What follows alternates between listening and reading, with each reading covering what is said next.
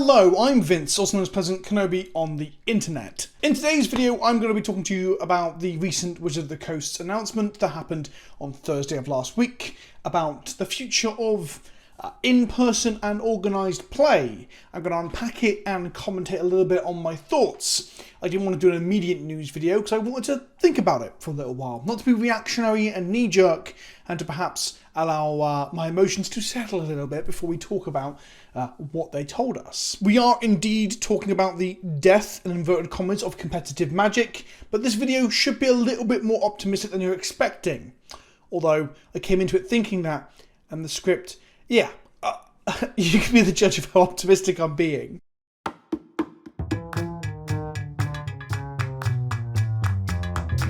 Last week, Wizards dropped a news post detailing the post-COVID plans for Magic the Gathering. This included the ending of the MPL and the Rivals League. It is no secret that the MPL was an ambitious experiment that appeared to have failed. They moved competitive Magic to a league system looking to mimic the big American sports, with a selection of the best players at the top, and a second league, the Rivals, that could challenge them, I think, and some nebulous details that people joke about not understanding, but it's true. No one knows how this shit was meant to work, how to qualify, how to make headway. It was confusing, to put it lightly. And this pretty much replaced the entirety of the old system of PPTQs, PTQs, all filtering into Pro Tours, of GPTs, Grand Prix trials, filtering into Grand Prix, and Grand Prix filtering into Pro Tours. Originally, everything just filtered into the Pro Tour. The aim was to get on the Pro Tour. And then with event wins and successes at these events, you get Pro Points. Pro Points would give you Bronze, Silver, Gold and Platinum, I think it was, reward tiers, and each of those would give you things like qualify you for the next event, or free travel or hotel rooms, or at the upper tiers, literal appearance fees to subsidise you showing up. When the MPL came along, all of that, if not most of it, was scrapped. I saw people who were beginning on that train, getting their Pro Points and getting, I think Bronze was the lowest level, travelling to multiple GPs and grinding, and their world was kind of tipped upside down. Their favourite hobby, their aspiration was gone. The rug was pulled from under them and it sucked. People higher up on that train who had ground into getting invites for every event were again upended, having their journey ended. And it sucked to see that. And it's kind of happening here again, but for fewer people, for the higher percentile of the player base, right? The MPL members and the Rivals are being told that they've lost their jobs, because don't forget the MPL are salaried, so they have effectively lost their job with this announcement. And I do empathise with that, and I do think that is a shame, but it is clear to everyone, including the MPL members, that the MPL itself was not functioning how it was designed to be doing so. Words. Each week's Rivals or MPL League streams that no one really understood what they were for, what the stakes were not doing very well when Wizards weren't view-botting viewers. The article that came out last week was designed to give those MPL members and similar 15 months of notice, essentially, to let them know that we were going to have one more season, and then in the 2022 to 2023, we'll have a new thing happening. But they even said they were not ready to publish the 2022 to 2023 season details, so we have no idea what is happening post-MPL. Let's make one thing clear. Wizards did explicitly say that something is going to be happening. What that thing is, they can't be clear on right now. There's no concrete plans for. Now, my initial reaction to this was one of immense worry. Wizards have been notoriously bad at communicating directly with the player base, the fans, and the people who are super enfranchised with this sort of stuff. Don't forget there was like the Greenlight Fund to try and help creators step up their game, create the next game nights or similar. And that Greenlight Fund has just disappeared off the face of the earth, and Wizards don't talk about it anymore. They don't even respond to tweets about it. And part of me thought, wow, what if we see this with organised play? We get to 15 months down the line, and the esports account is now dormant, and people are like, what's about organised play? And no one's saying anything, and just organised play fades into memory. And that left a lot of us worried, right? There's just no information on what's coming next. We all care about this. Some of us used to grind and want to get on the Pro Tour. It was always an aspiration of mine at one point before making content, when I used to go to more events like PTQs and PPTQs and such. But yeah, nothing. Well, not nothing. The article itself was incredibly unclear and incredibly just nothing, really. Even the ending of the MPL and stuff was kind of softly danced around as opposed to being explicit.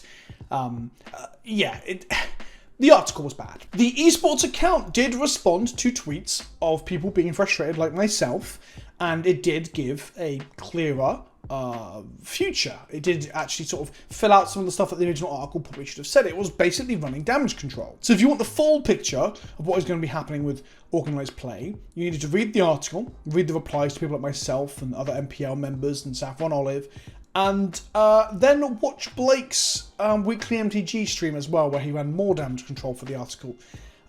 It wasn't an emergency press conference or anything, and the esports Twitter account was doing its best. I think the original article was just very, very poor, and it led to a lot of confusion and frustration, and then needed a lot of clarity. So what was that clarity now we've done complaining about the lack of it? Well, there will be Pro Tour and GP-like events in the future. Not literally Pro Tours and GPs. GP's been the main competitive event of a Magic Fest, by the way, before you type down in the comments, well, actually, Vince, they're called Magic Fests. Yes, the festival event was. The main event, as they call it, is a GP. Beyond that, Blake explained in his stream that a lot of this was money-orientated, and not necessarily in a way that's nefarious or bad. It's kind of what you expect. They had looked at how much money they spent on certain portions of the player base. So you have the elite player part of the cup or part of the player base. You have the aspirational, you have the casual or Friday Night Magic sort of groups.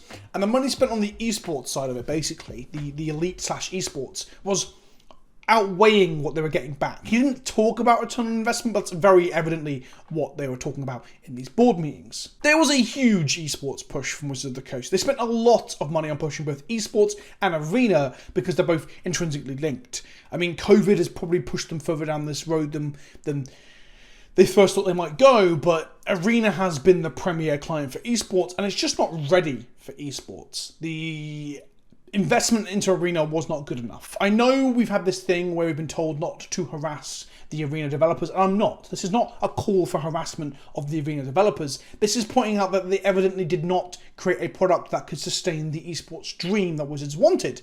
And that's not a slight on their abilities. That maybe their teams were not big enough. There's not an investment of time and money into it to allow it. The fact that a spectator mode still doesn't exist, and that they have to piece together two different streams of varying quality to present a match on a league weekend for you to watch when you want to see what's going on with the MPL, is ridiculous. It is clear, evident proof that Arena is currently not fit for purpose for the esports goal or dream. And I'm not making this up. Esports was the future of Magic at one point, before they realised that Secret Lairs and Commander players are a whale they can keep milking. Can you milk whales?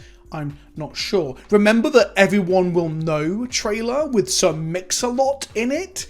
Yeah, they were going wild, like hog wild on the idea that esports was the future. There is some Hasbro exec somewhere in a boardroom who gets a massive throbbing erection the moment that Magic the Gathering is in the top 20 games on Twitch. When it edges just past Super Mario 64, it just starts to hum the frequency of this erection of theirs. There is a mad keenness for getting Magic to be seen on Twitch, and I wonder if that was like chasing the butterfly, like, oh, is this profit of Twitch, right? Like, they think that Twitch is the future of everything. You see it a lot with the way they kind of neglect YouTube. Look at their own YouTube account being mismanaged too. So I'm wondering if that was a thing they were chasing and they've now realised, actually, fuck, we don't need to do that. We just need to sell collectibles directly to customers and fuck the LGS. I think Blake did a good job of clearing up all the frustrations and lack of information that the original post did. I think the stream was really, really helpful. I think it's kind of crazy that I didn't even know that stream existed until yesterday.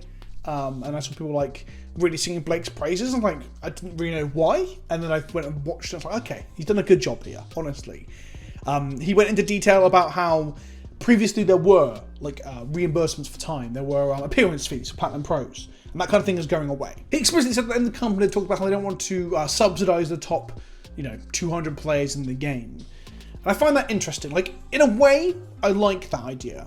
That we're going to go back to the old system, where you could grind your way up to the Pro Tour. It gives that aspiration. I get that. But the idea that they're not going to subsidize the top 200 players and put that money elsewhere, okay, sure. But then, how is this even sustainable as a thing you want to chase? It kind of makes the pro dream sound even more damaging than it already was. because it was expensive to travel to many countries to grind GPs before. Imagine if the case is when you get your gold or platinum status or whatever, you don't even get hotel rooms or appearance fees. It makes the whole thing sound kind of toxic. In a way, I guess what could happen is that if these events come back and there's enough coverage of them, people can get sponsors, or pros can have a more organic revenue stream grow from being content creators or being streamers.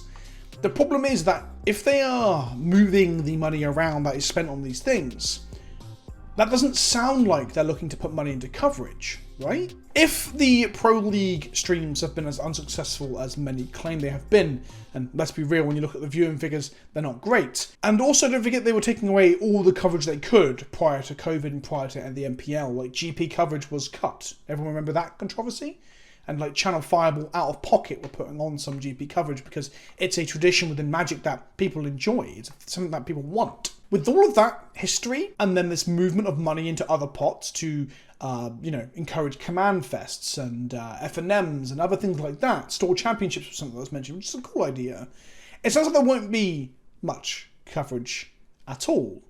So how does a pro player or someone who's doing well, who's spiking multiple tournaments and showing off that they are one of the better players in the game, how does that person get a sponsor if there's no eyes on the game? I mean, that's all conjecture, right?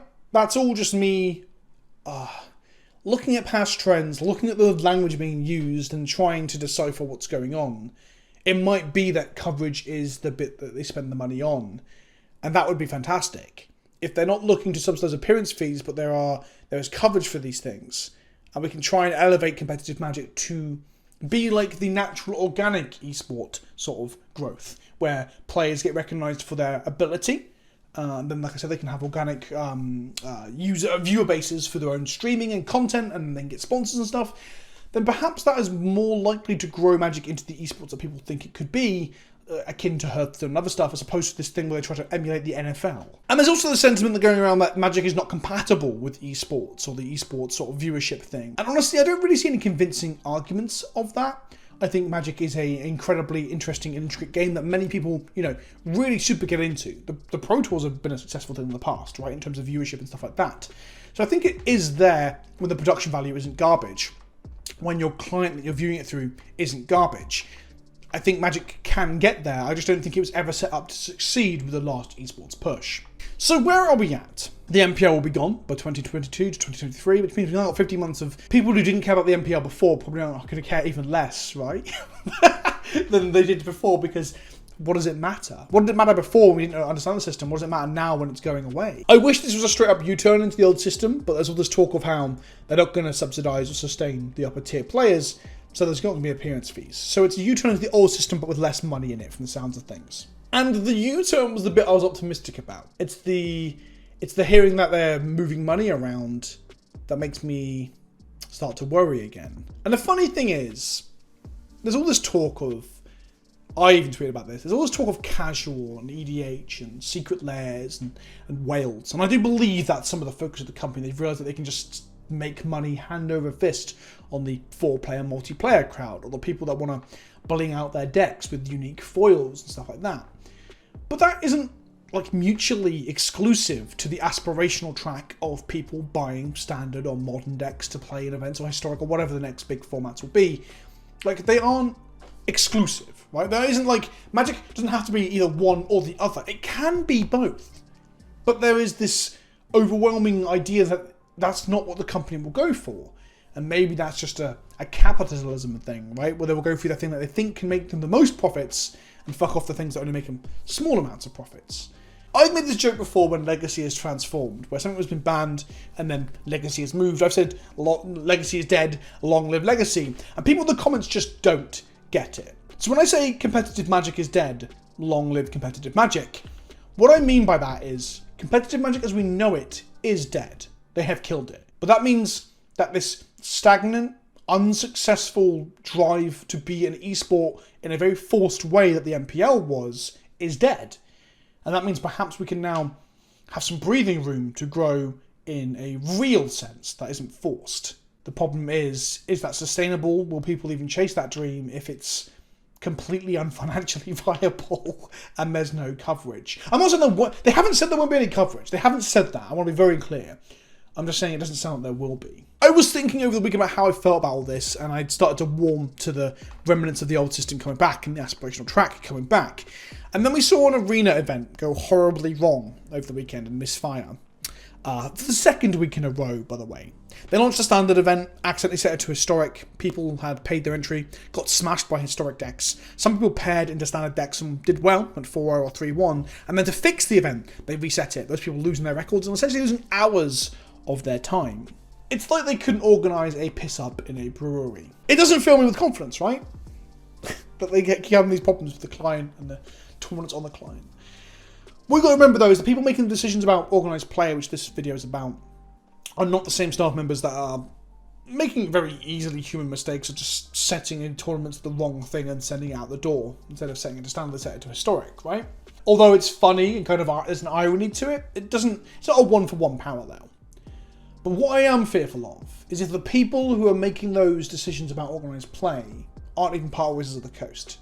If they are the people appeasing shareholders in a boardroom at Hasbro, the ones with the throbbing cocks over Twitch viewership. Because those people aren't going to make decisions that I like, I don't think. I've been Vince, also known as PleasantKenobi on the internet, and I still love Magic. And I want to see competitive Magic thrive as well. Let me know what you think in the comment section below. I hope I've at least informed some of you with extra information that you might have missed because you're not constantly online on Twitch or Twitter like I am. Yeah, let me know in the comment section below. Be good to one another. I'll see you all soon. Ta-ta for now.